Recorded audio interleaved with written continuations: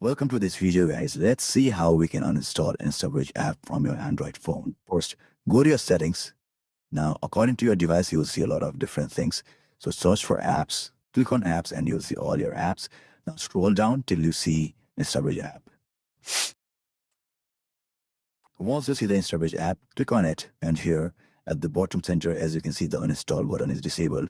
So what you need to do is scroll down and you will see options like defaults, storage, and so on. So what you need to do is you need to remove the Instabridge app from your defaults. So if you see something like defaults, click on it.